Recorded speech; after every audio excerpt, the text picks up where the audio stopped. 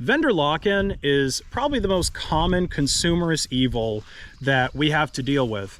But the worst part about it to me isn't even the fact that it exists, it's how the people who are affected by it, the consumers, oftentimes end up interacting with it. You see, people who don't seem to understand vendor lock-in often end up treating it as a point of pride, right? It's something that they're happy about, that their accessories for their brand only work with their brand and don't work with any other brand. Like take iPhone and Android users, for example. Until very recently, we weren't even able to use the same kind of chargers. Apple was using the Lightning charger and Androids were pretty much all on USB-C for the last couple of years. And it's really only because the EU bullied Apple into using USB-C that now we're able to share chargers. But still to this day, if an Android user text somebody with an iPhone, they're going to have the green bubble. And the green bubble is still sort of like a badge of shame, right? It's this meme where, oh, you can't trust somebody who has a green bubble, or if they have a green bubble, they must be poor, even though a lot of the high-end Android phones, like the folding ones especially, they cost more than the flagship iPhones do. So it really doesn't make any sense. But the thing about vendor lock-in is that it's so pervasive across different industries. I mean, obviously it's all over the world in tech, but it also exists a lot in tools. This is something that I became more familiar with when I started buying tools to do my homesteading farming hobby with all my chickens and ducks that you see around here. Today I'm going to talk about some vendor lock-in with tools, which, in case you didn't know, is mostly centered around the batteries. All right, so now that I have both my hands free, I can show you the differences in these batteries. So this is the Milwaukee M18 fuel battery. That's just their branding that they use, but basically this is the latest generation Milwaukee battery. And this is the DeWalt, I think it's called 20V Max battery. And if you look at them side by side, I mean, their profiles are pretty much the same. This one here is probably a little bit thicker just because this is a 3 amp hour battery and this is a 2 amp hour.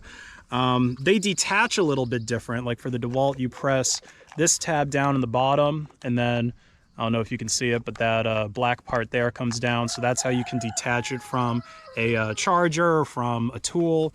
And then with the Milwaukee, you've got these two that you press in from the side, and then that makes these, red tabs come in.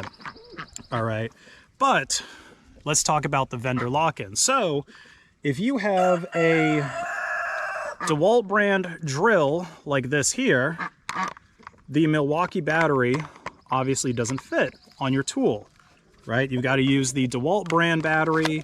And then there's also like There's third-party batteries you can use too, so it's not necessarily made by DeWalt, but it's just the DeWalt form factor, and I'm not really going to get into talking about that. We're just talking about brand-specific batteries here.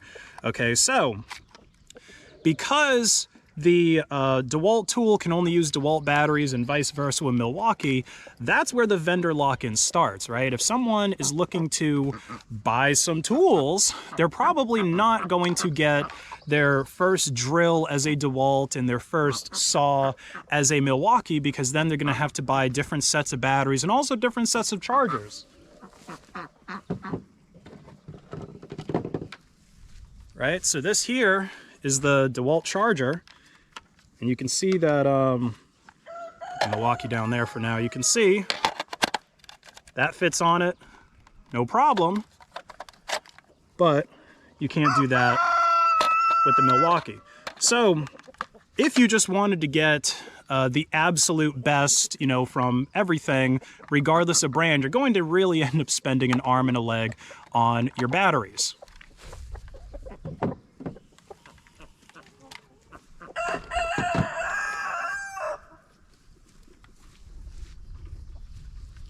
Now, this has been the case for a very long time, because even if you look at the older tools, like this is a 18-volt DeWalt circular saw, okay? And you can see that this is where the battery goes in, right? So it's very different than the newer DeWalt brands, but they do sell adapters. And actually, this might be a DeWalt brand one. Now, I don't think this is an official DeWalt brand, but anyway, you can get adapters that will adapt the older style or the newer style batteries to the older style tools. I don't know if they go in reverse. I don't think they do. So, you get this here DeWalt battery plugged into there. Then you can put it into the circular saw.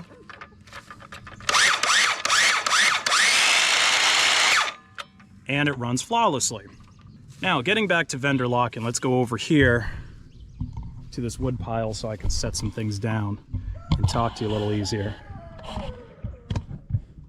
Now, the most recent tool that I added to my collection was this Milwaukee framing nailer. And the reason I decided to get a Milwaukee framing nailer was primarily because I was able to get a good price on it.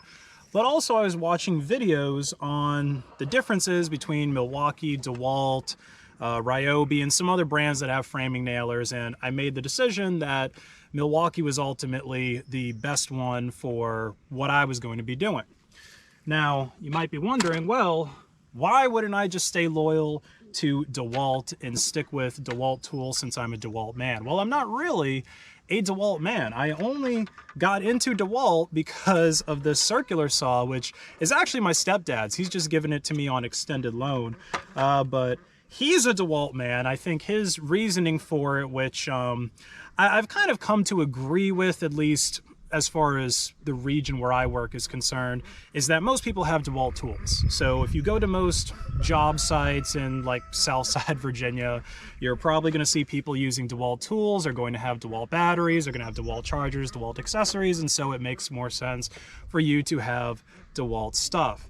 Okay, but one of the other deciding factors, and I guess probably the best part of this video for why I ended up getting the Milwaukee framing nailer, is you can actually get an adapter that lets you use DeWalt batteries on this framing nailer.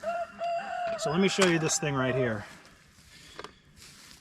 Right, pretty much just a simple piece of plastic with some, well, electronics inside, of course. I might open this one day just to take a look at it, because I don't think it's anything too complicated. I mean, if you've got a little bit of electrical engineering talent, you could probably whip up one of these and maybe a 3D printer to create the housing or whatever. But you basically just put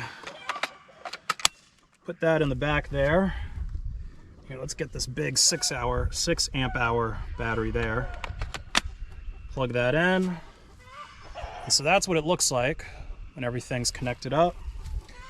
And then, let's see, I think I got 3-inch nails in here right now. It'd help if I turned it on.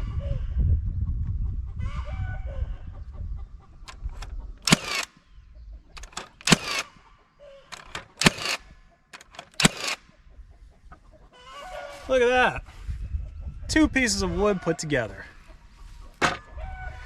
So yeah, there's really no reason to fall into or to let proprietary batteries get you into that cult following of brand loyalty with tools. You know, I have a neighbor and also my brother-in-law.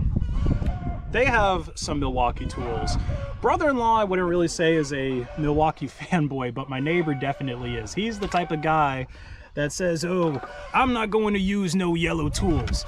But I've borrowed some of his Milwaukee stuff. You know, he won't use my ugly yellow stuff, which is fine. But I've borrowed his Milwaukee drills before, and I didn't really experience any difference with my DeWalt drill and impact driver combo. So again, if he wants to be into Milwaukee and you know, spend a little bit more money on tools, that's also one of the deciding factors why I got into DeWalt, just because I feel like the best bang for your buck is generally with them versus Milwaukee, Makita, or some other kind of brands. But, you know, don't let yourself fall into getting a lesser tool just because of battery differences. Like with the DeWalt framing nailer, and again, this is one of the reasons why I went with Milwaukee instead of DeWalt, is theirs has this rev up before you're able to drive a nail. So you can't really drive nails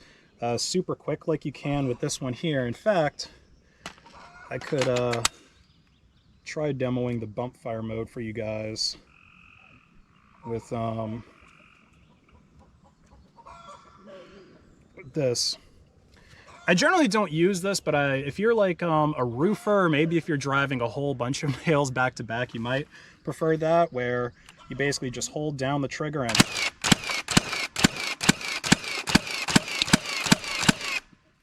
yeah, you can drive it really quickly.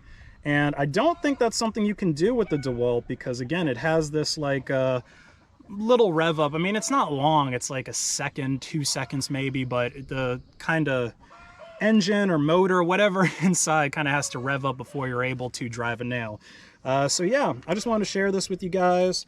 I bought this thing off of Amazon, but again, I'm sure that you could 3D print it or whatever. It's like 10 bucks though if you need to buy it off of Amazon, and it'll save you a boatload of money on batteries, because I think a 2-pack battery combo for Milwaukee, if you're getting the Milwaukee brand of batteries, is gonna run you a couple $100. So save yourself some money, because it's better spent on your work.